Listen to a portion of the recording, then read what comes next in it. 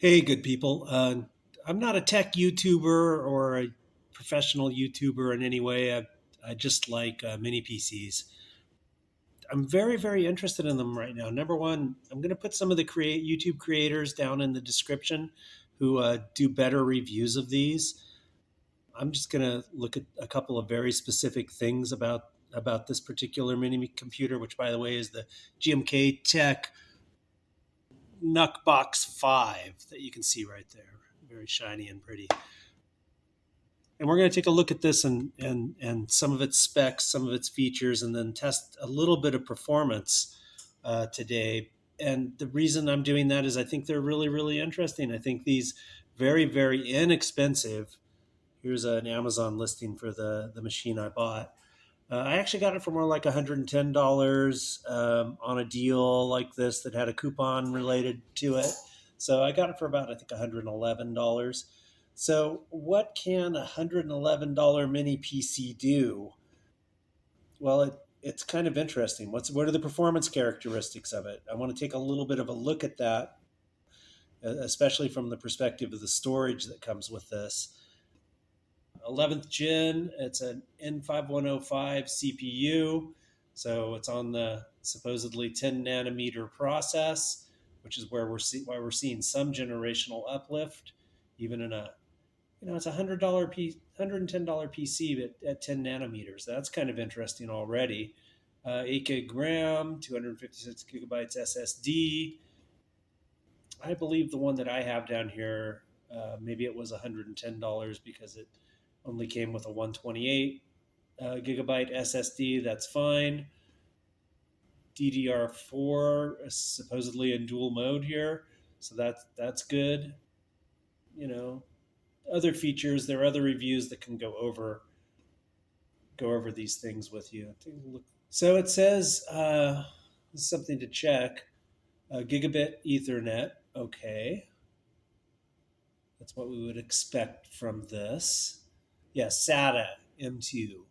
So this device has a SATA M.2 2242, so a 42 millimeter length SSD. So it's got it's a small form factor computer. It has a very small form factor SSD, so that's going to be a limitation. One of the things we want to do is just sort of take a look at what the performance of that SSD is in this video as well.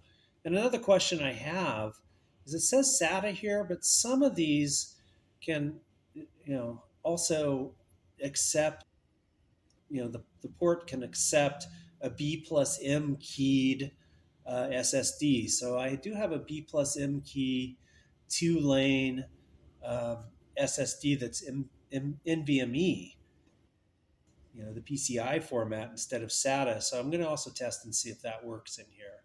But first, let's see how well it's working. I'm running stress on it right now. Ooh, back up a second. First thing you do with a mini PC, always, is clobber Windows and put Linux on it. Now, most of the things that I'm going to look at today, even though they're kind of different tests than what you typically find as standard test suites on Windows, that's cool. I'm just going to use a couple of the Unix commands to sort of get an idea of how well this thing is performing. It's supposed to have a 2.9 gigahertz boost, and I've been running a program called Stress in here on all 4 cores for a little bit now, I think about half an hour. And when I first started running it, it was, all 4 cores, trying to go as fast as possible, was running about almost 2.8 gigahertz when I first started it. It slowed down just a little bit, or it's hanging around 2.75 gigahertz. All core usage on this absolutely tiny little mini PC, going for about half an hour now. The top's getting just a little bit warm, a little bit of warm air coming out of there. So I'm pretty sure I've got it saturated to where its cooling is doing all the work. And, pretty cool. It's holding its boost frequencies, holding pretty close to its maximum boost frequency on all 4 cores. But this is a very, very small PC, and it really is holding up pretty well when we're asking it to boost to its maximum. So that's pretty interesting. Now that I've stopped the stress app, we can see that it's floating back down around 700 megahertz or so. That's all pretty satisfying. Next thing I want to look at is I wanted to take a look at the performance of the drive that comes on it. GNOME disks, so it should be with any GNOME distribution. Let me adjust that a little bit right there. And this is the 128 gigabit disk that came in there. You can see kind of how I've partitioned things a little bit. I created this temporary partition over here at the end just so that we could do some of GNOME disk's speed tests. And this all should really rather apply to the performance you find here of the SSD should be very, very similar to the performance that you're going to find on Windows. So we're going to go ahead and start a benchmark here. And I'm just going to do the standard benchmark. We're going to run it 100 times. What it's going to do is it's going to write a 10 megabyte file to the disk 100 times, and it's going to read that amount of data to do a write benchmark. Then we also do an access time or a latency test. We're going to do 1,000 samples there. Maybe I'll go ahead and change that to 10,000 samples. And hey, let's do this benchmark. I'll speed this up, speed through this so that we don't have to sit through the whole thing. Have to put the password in here. All right, let's go.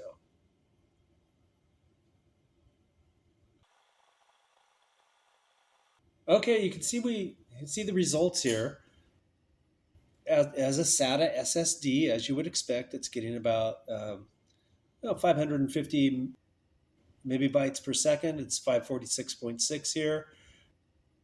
Actually, that's megabytes per second. And the write speed, fine for a SATA SSD, 484. That's pretty interesting. And the latency that we're getting off of it is about 0.13 milliseconds at 10,000 samples. That's pretty good. Let's run another benchmark. These are all speeds that we should expect from a SATA SSD. Let's do a few more, and let's do them a smaller sample size. So let's only write a single megabit each time, and let's see what that benchmark looks like. So we can see the performance is a little bit lower. Instead of around 550, we're getting around 470 and 361. So a little bit more work a little bit slower work to write multiple smaller files to it. These are all things that we should expect, though, and all kind of reasonably within the range of a SATA SSD. This is KDiskMark, sort of the very, very similar to Crystal Diskmark for Windows. So these should be pretty relevant results compared to Crystal Diskmark reports. Let's take a look at this. This will take a little bit of time, so we'll speed through it, and we'll see if there's anything unexpected here at the end.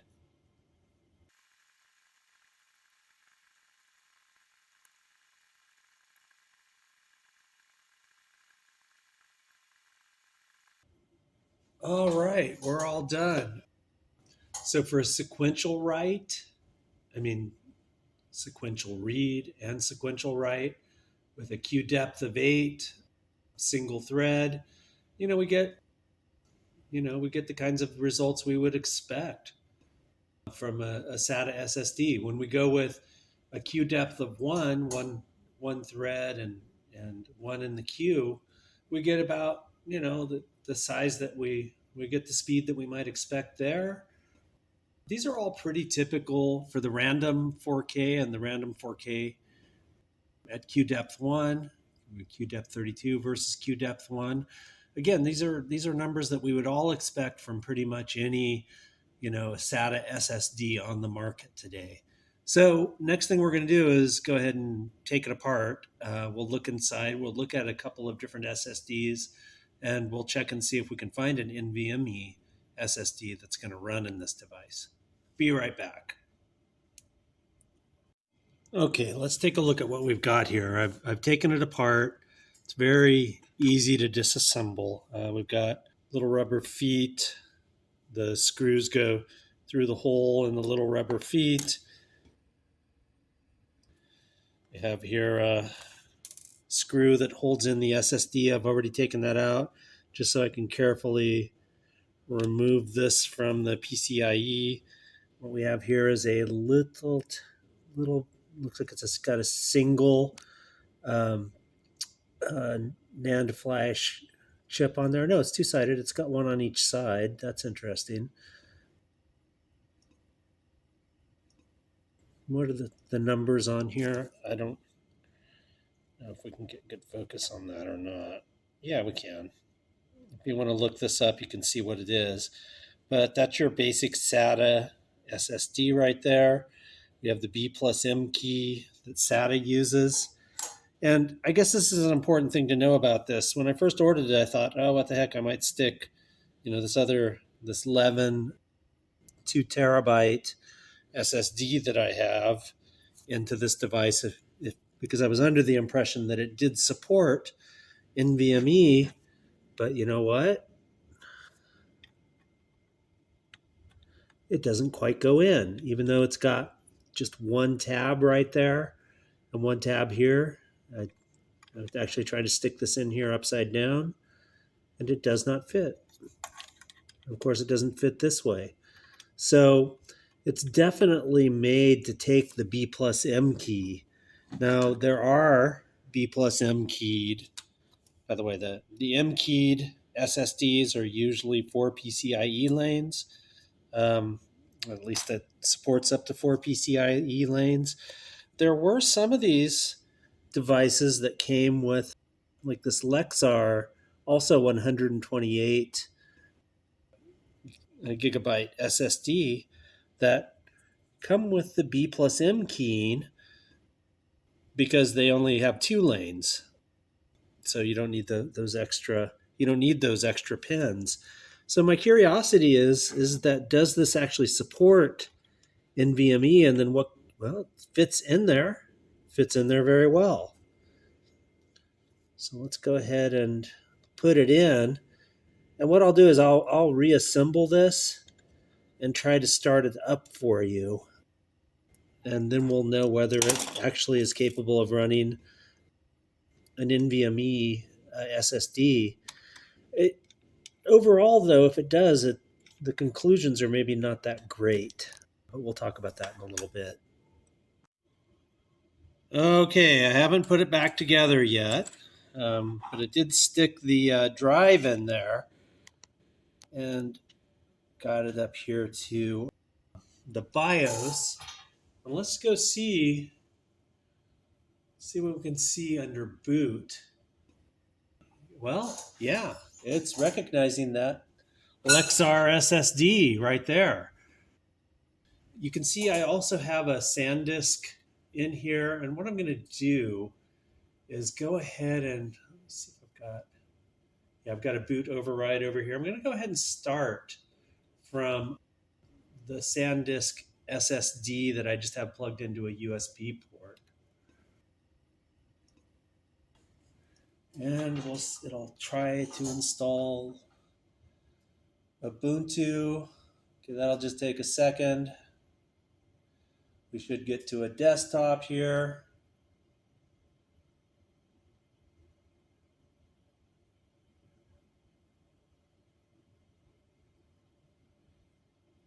And that was an SSD that I was using in an older machine. Hey, look, it comes up. Now, again, we're running off of a USB key here.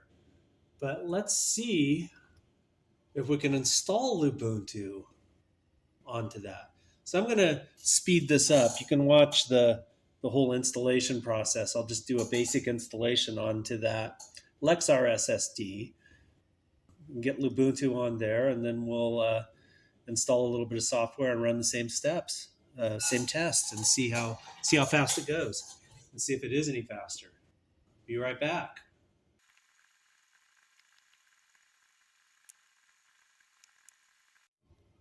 And we're back. So we're going to go ahead and get done here and do a restart. Removing the installation media.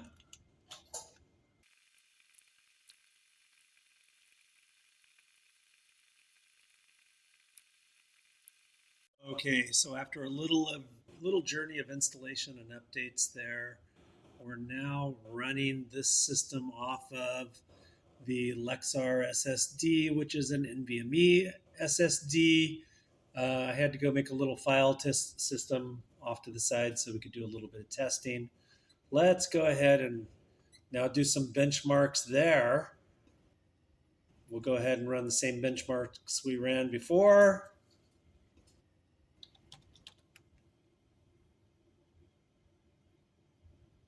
All right, so first thing to notice, now we're twice the speed, pretty much, of, that's kind of interesting. We're over twice the read rate of SATA. So the NVMe is definitely making a difference, and we're also writing much faster. You know, the latency is down a little bit. Let's run it again. I think we're getting about 1.3 latency, or 0.013. So latency is actually a little bit slower, but our sequential speeds are obviously going to be running a little bit faster here. Let's do the benchmark where we do 1,000 writes, but of only 1 megabit.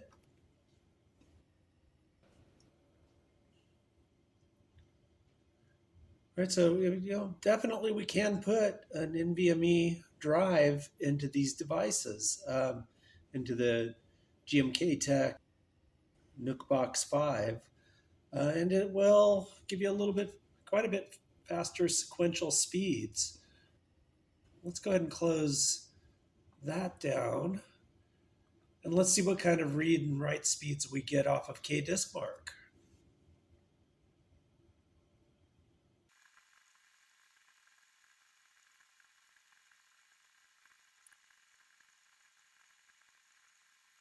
Okay, that's interesting.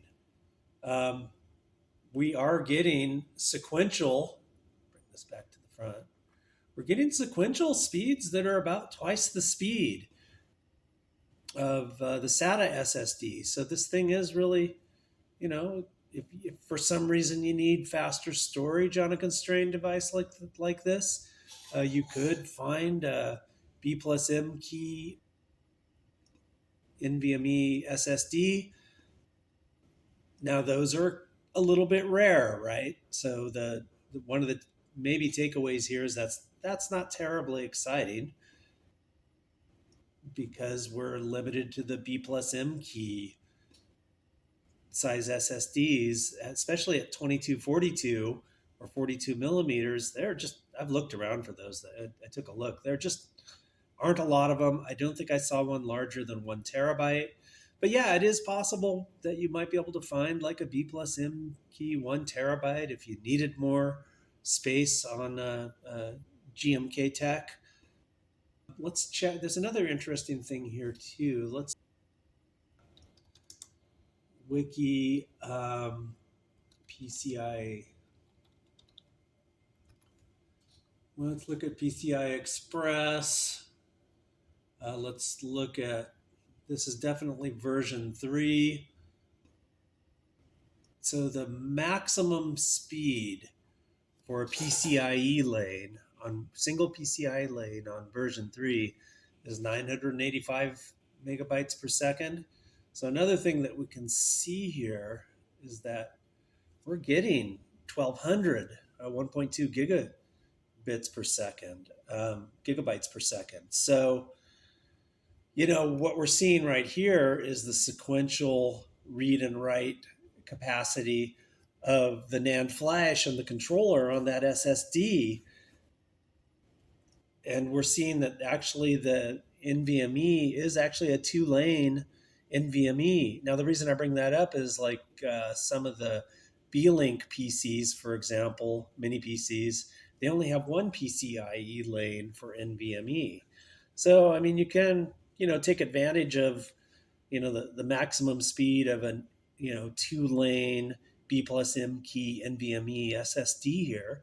That might be kind of interesting, if you're running a small SQL database or something on here, something that serves some files up or send some blobs up. Maybe there's reasons for this. An NVMe drive might make it a little more kind of tolerable for video editing. I don't know.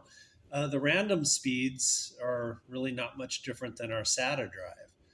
So, yeah, what are the takeaways here?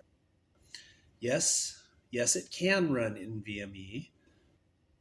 To whether there's any particular advantage to doing that on a 4-core system like this, well, I mean, it depends. The really nice thing about this is that it's very small. Yeah, you can put it a lot of places. It's very quiet.